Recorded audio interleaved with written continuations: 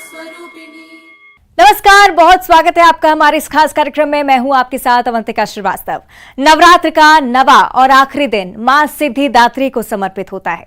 ये सभी प्रकार की सिद्धियों को देने वाली मां है।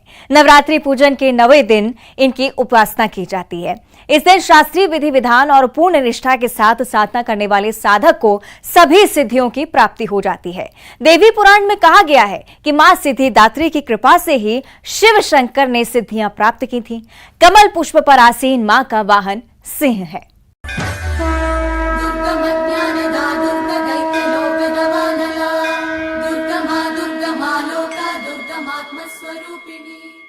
सिद्धिदात्री मां की आराधना उपासना कर भक्तों की लौकिक पारलौकिक सभी तरह की मनोकामनाएं पूर्ण हो जाती हैं।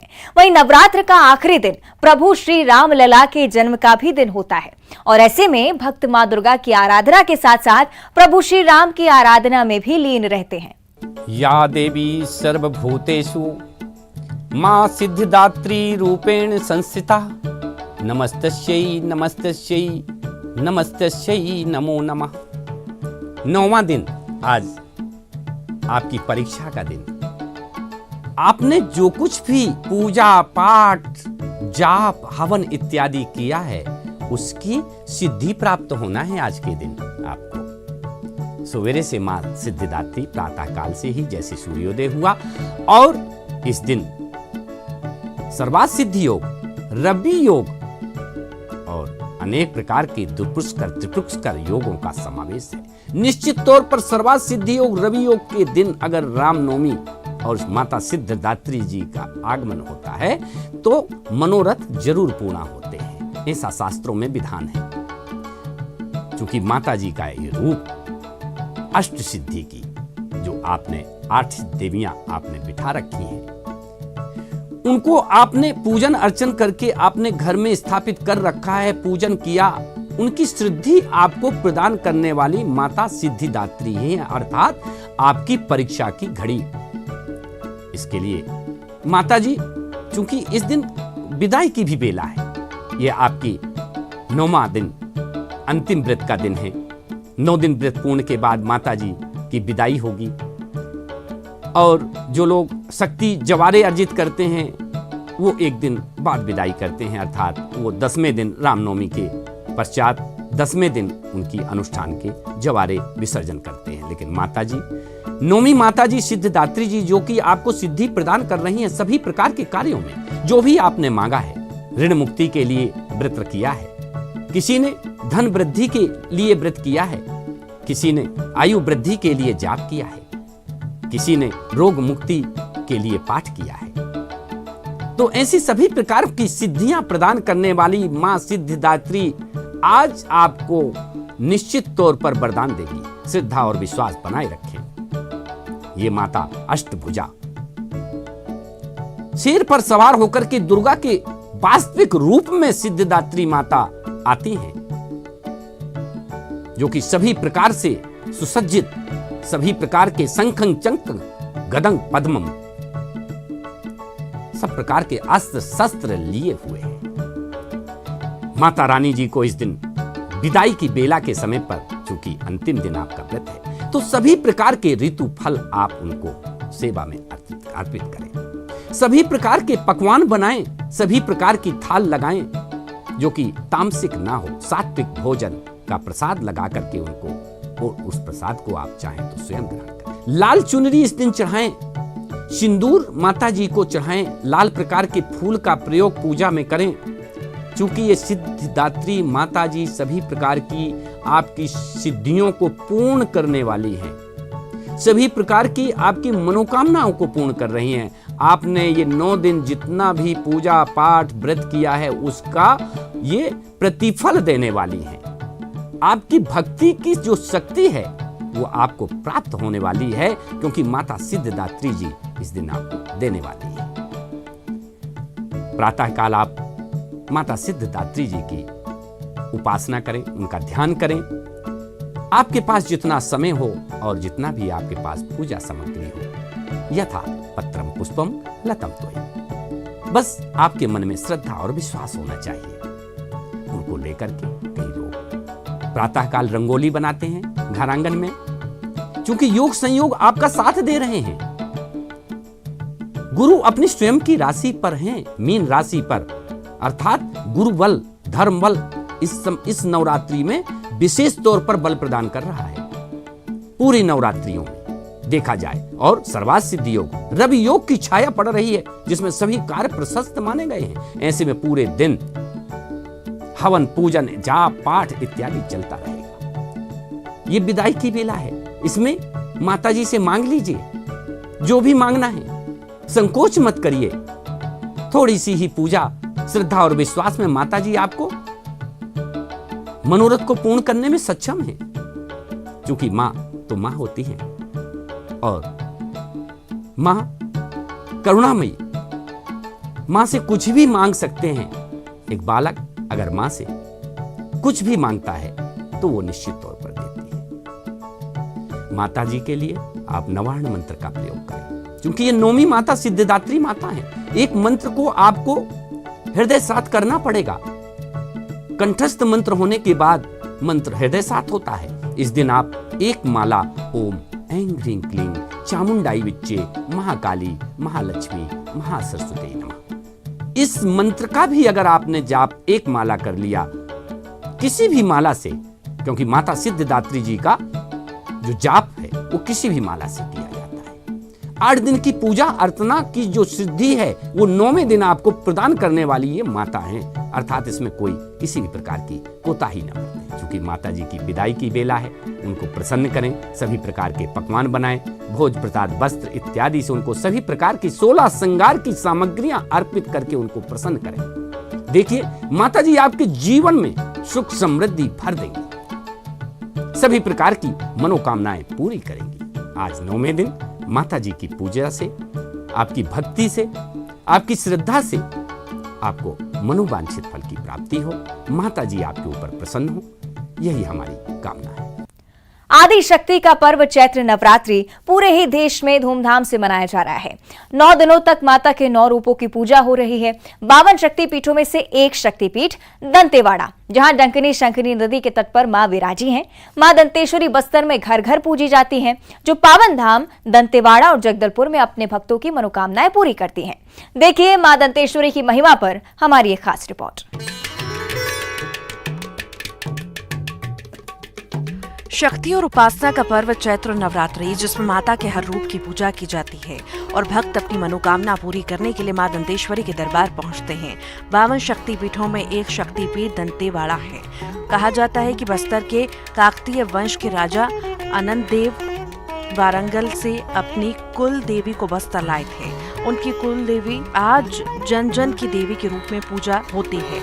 मां की प्राचीन प्रतिमा आज भी विराजमान है। चैत्र नवरात्र का पर्व और मां दंतेश्वरी की आराधना, मां दंतेश्वरी की मूर्ति सफ़ेद संगमरमर से निर्मित की गई है और इस मंदिर का निर्माण 1890 में राजा रुद्र प्रताप देव ने कराया था। आंध्र प्रदेश और तेलंगाना के वारंगल से मां दंतेश्वरी बस्तर के राजाओं के साथ बस्तर पहुंची थी और राज देवी के रूप में जानी गई, जिसके बाद आज बस्तर में जन जन की देवी के रूप में भी पूजी जाती है। बस्तर में पहली पूजा मां दंतेश्वरी की जाती है। मां दंतेश्वरी की महिमा इतनी अपरंपार है कि दंतेवाड़ा शक्तिपीठ में हजारों किलोमीटर दूर 7 समंदर पार से लोग।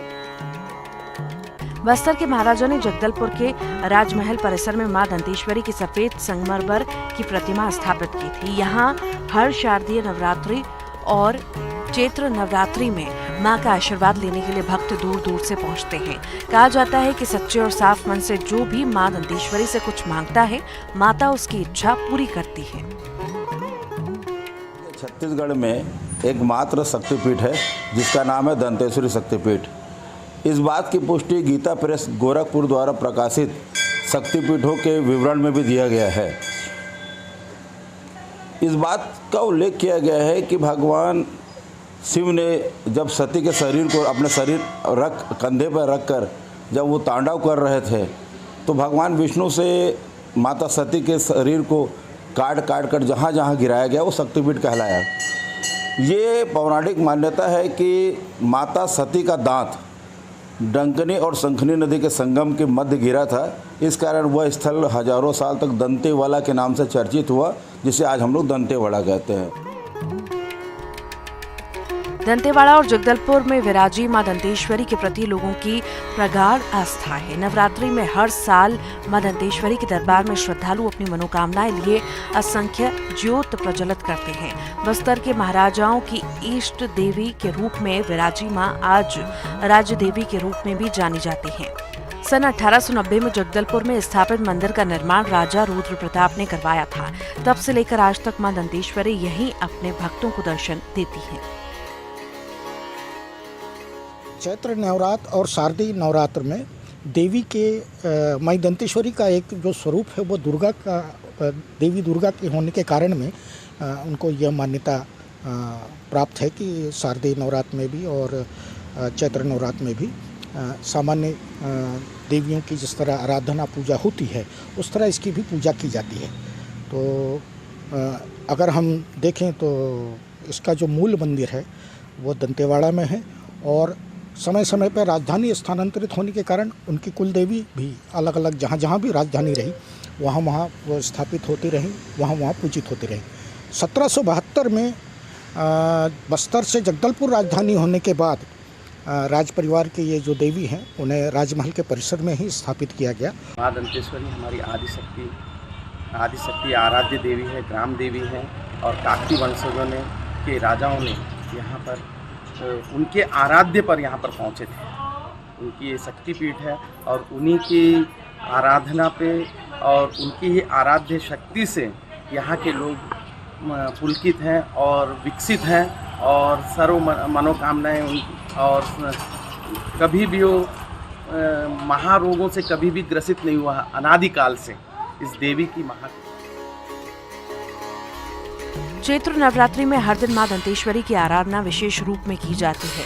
नवरात्रि के 6वें दिन कात्यायनी देवी की पूजा की जाती है। इस दिन माता को उनका प्रिय भोग चढ़ाकर उनसे आशीर्वाद लिया जाता है।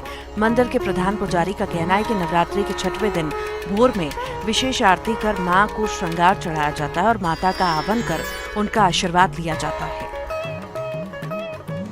हमारे हिंदू धर्म के अनुसार 9 वर्ष की शुभकामनाएं के लिए लोग बाग हमारा मनोकामना पूर्ण है। हर भूमि में सुख शांति समृद्धि के लिए लोग दर्शन करने आते हैं और उसके साथ ही नवरात्र में 9 दिन उपास करते हैं कि हमारा जो मनोकामना पूर्ण, जो हमारे घर में सुख शांति रहे, हमारे बाल बच्चे की शादी विवाह हो जाए, किसी की नौकरी लग जाए, घर में हमारी जो जिस तरह का हमारे परेशानी उसकी शांति रहने के लोग बाग 9 दिन उपास करते हैं, पूजा पाठ करते हैं, ज्योत जलाते हैं और प्रतिपदा से लेकर 9वीं तिथि तक लोग दर्शन करने आते हैं। दूर दूर से आते हैं, बाहर से भी आते हैं जिसको श्रद्धा रहता है। और उसके साथ साथ कि 6वां दिन जो कायतनी देवी का पूजा होता है, हर दिन प्रतिपदा से लेकर 9वीं तक हर देवी के रूप में उसका पूजा किया जाता है।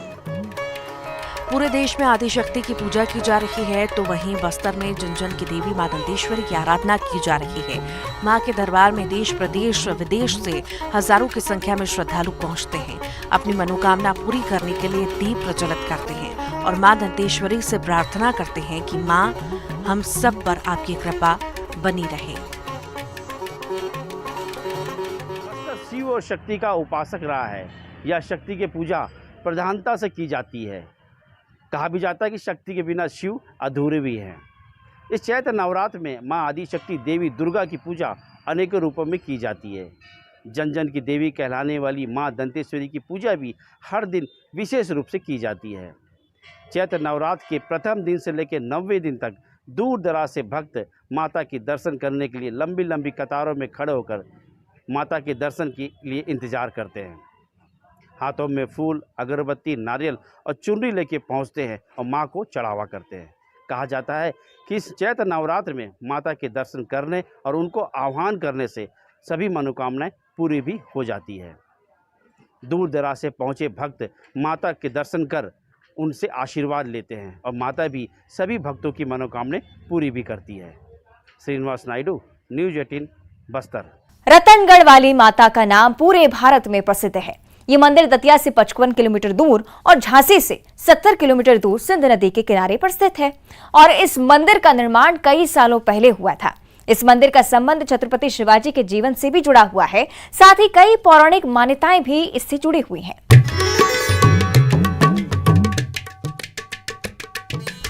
घनघोर जंगल में 1000 फीट से ज्यादा ऊपर पर्वत पर विराजमान ये देवी हैं रतनगढ़ देवी।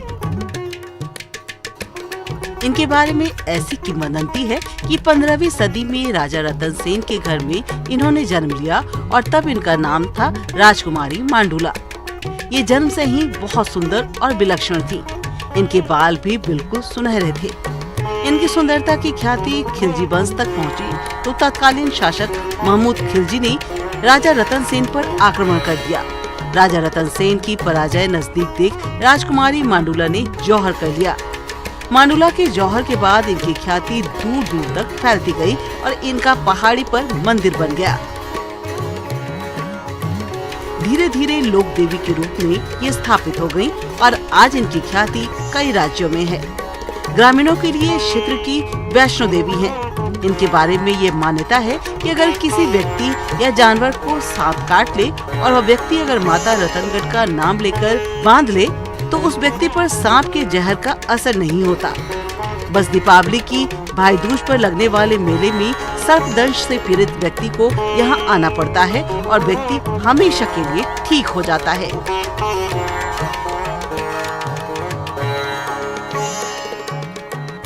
रतनगढ़ दतिया का सुप्रसिद्ध तीर्थ स्थल है, जहाँ पर लाखों की संख्या में लोग आते हैं। होली की दोज पे भी आएंगे, दीपावली की दोज पर भी आते हैं और 9 देवियों में भी आते हैं। इसकी कथा ये है, इसकी कहानी कि राजा रतन सेन थे जिनकी पुत्री थी देवी मांडुला।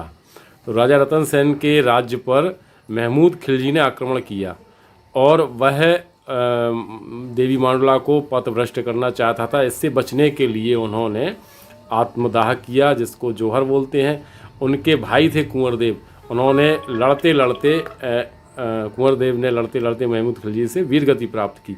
तो वहाँ पर जो देवी हैं वो मांडुला देवी हैं, जो अब लोक देवी के रूप में प्रसिद्ध हैं और जो सर्पदंश के मरीज होते हैं उनके नाम का बंद लगा देते हैं और वो होली दीपावली की दोज के साथ साथ 9 देवियों में वहाँ पर पहुँचते हैं। हालांकि पूरे साल लोग पहुँचते हैं वहाँ पर। इसके साथ साथ कुंवर देव जो है वो लोक देवता के रूप में स्थापित हैं। उसके बाद शिवाजी के गुरु समर्थ रामदास जी भी वहाँ रहे। ऐसे बहुत सारे कथाएं हैं जो रतनगढ़ से जुड़ी हुई हैं और दतिया की पहचान रतनगढ़ देवी से भी मानी जाती है। रतनगढ़ देवी की प्रसिद्धि सर्पदंश से पीड़ित व्यक्ति को सांप के जहर से बचाने के लिए तो ख्याति है ही, साथ ही साथ मां रतनगढ़ की देवी श्रद्धालुओं की हर मनोकामना पूरी करने के लिए भी प्रसिद्ध है। मान्यता है कि यदि किसी के पास खुद का घर नहीं है और यदि वह माता रतनगढ़ से प्रार्थना करे तो देवी साल भर में उसकी मुराद पूरी कर देती है। मनोकामनाएं पूरी होती हैं। अपने जो लेके जाए माता है, माता तो सबकी रहती, जगत माता। तो माँ के सामने कोई भी इच्छा बच्चे लेके जाएं तो अपने मन में रखो। मन से रखने से ही माँ आपका जो है मतलब पहचान लेती है मन की भावना और आपको आशीर्वाद मिलता है माता का। ये है तो वहाँ तो साक्षात विराजी हुई हैं। वो जो भी मनोकामना आप यहाँ से मांगोगे या मन में घर से या कहीं से भी, वो आदमी की पूरी होती है। लाखों करोड़ों लोग जा रहे हैं, आ रहे हैं वहाँ पे और बहुत ही भव्य मेला भरता है सोमवार के दिन। और जो सर्प वगैरह काटते हैं उनके लिए भी मनोकामना पूरी होती है। वहाँ पर सब श्रद्धालु आराम से स्वस्थ होकर जाते हैं। सर्पदंश से मुक्ति दिलाने, स्वयं का घर का सपना पूरा करने जैसी अद्भुत विशेषताओं के कारण माता रतनगढ़ देवी की ख्याति सैकड़ों किलोमीटर दूर तक फैली है, खासकर ग्रामीण क्षेत्रों में। देवी के प्रति ग्रामीण में अटूट आस्था है और लोग इन्हें इस क्षेत्र की वैष्णो देवी मानते हैं। यही कारण है कि जितने लोग नवरात्रि में किसी शक्ति पीठ पर नहीं पहुंचते, उससे कई गुना ज्यादा श्रद्धालु यहां पहुंचते हैं। नवरात्र में तो रोजाना 1 लाख से ज्यादा श्रद्धालु यहां पहुंचते हैं। Bureau report, news 18, Datia. Shumbh Nishumbh दानवों का वध करने वाली मां के भारत में कई मंदिर हैं और इन्हीं मंदिरों में से एक प्रसिद्ध मंदिर है मध्य प्रदेश के बैतूल जिले में, जिसके बारे में बताया जाता है कि यहां करीब 1400 साल पहले 3 प्रतिमाएं पिंडी के रूप में प्रकट हुई थी और मां चंडी ही गोंडवाना वंश के अंतिम राजा ईल की कुल देवी थी। आज भी इस चंडी दरबार में भक्तों की खूब आस्था है, जो नवरात्र अप्रैल को प्रधानमंत्री मोदी आएंगे। भोपाल दौरे को लेकर सीएम शिवराज आज करेंगे बैठक, तैयारियों और कार्यक्रमों की करेंगे चर्चा। सीएम शिवराज आज एमएसएमई उद्यमियों को देंगे सौगात। 1450 एमएसएमई उद्यमियों के खातों में ट्रांसफर की जाएगी करीब 400 करोड़ की सहायता राशि। सीएम शिवराज ने भोपाल में फौजी मेले का